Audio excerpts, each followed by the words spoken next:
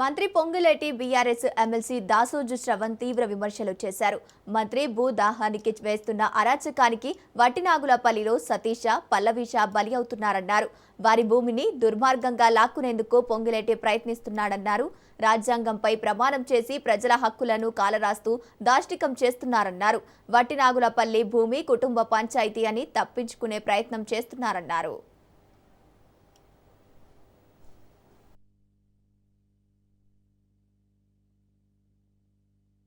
రేవంత్ రెడ్డి గారి పోలీసులు పొంగులేటి శ్రీనివాసరెడ్డి గారి యొక్క ఆదేశాల మేరకు పోలీసులు దిగి వీళ్ళను కట్టేటువంటి ఒక మనుషులు 9 మంది ఉంటే వాళ్ళందరినీ రిపేర్ చేస్తున్న వాళ్ళని అరెస్ట్ చేసి లోపల పెడతారు. వాళ్ళని అక్కడ అరెస్ట్ చేసి లోపల పెడతారు. 50-60 మంది గుండాగాళ్ళు పక్క నుంచి వచ్చేసి మొత్తం ఏదైతే రిపేర్ జరిగిన గోడ ఉందో రిపేర్ జరిగిన గోడను మళ్ళీ కూల్చేస్తారు. మొట్టమొదటిసారి కూలగొట్టిండ్రు, ఎఫ్ఐఆర్ చేసిండ్రు, నో యాక్షన్ అగైన్స్ దెమ్. రెండోసారి కూలగొట్టిండ్రు, ఎఫ్ఐఆర్ చేసిండ్రు, no action on them. Rajendranagar court వాళ్ళ రైట్స్ ను కాపాడుతూ నోబడీ టు ఇంటర్ఫియర్ అని చెప్పని ఆర్డర్ ఇచ్చిండ్రు.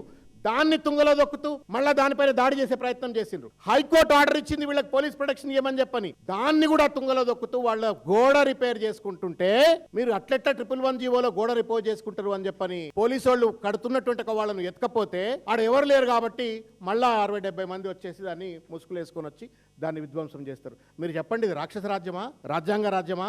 మనుషులా? అన్నం తింటున్నారా, గడ్డి తింటున్నారా? ఈ రకంగా చట్టాన్ని చేతిలో తీసుకొని ఈ రకమైన దాష్టికాలకు పాల్పడతారా? ఒక్కసారి ఆలోచించమని చెప్పి నేను కోరుతా ఉన్నాను. గోడ కట్టుకుంటా అంటే గోడ కట్టుకోవద్దు అని చెప్పని ఇవాళ గోడ ఈ మొత్తం అంతా ఈ పరిణామ క్రమంలో ఆ 50 పశువులు భూమి అట్లే ఉన్నది, కూలిపోయిన గోడ అట్లే ఉన్నది. ఆ 50, 60, 70 ఆవులు ఉంటే ఆ ఆవులన్నీ వాళ్ళ పాపం వాళ్ళు వేరే గోశాలకు తరలిచ్చిండ్రు. వాళ్ళ సంరక్షణలో ఉన్న గోవులు అలా thanks to Ponguleti Srinivasa Reddy, thanks to local police, thanks to గుండా నా కొడుకులు, మొత్తం మీద పాపం ఆ ఆవులన్నీ ఇవాళ ఎక్కడెక్కడనో ఏ గోశాలకు వెళ్ళిపోయినాయి. ఇది రేవంత్ రెడ్డి రాజ్యం. ఇది సిగ్గుండాల. 3 రంగుల జెండా బట్టి ఇదేనా 3 రంగుల రాజ్యం?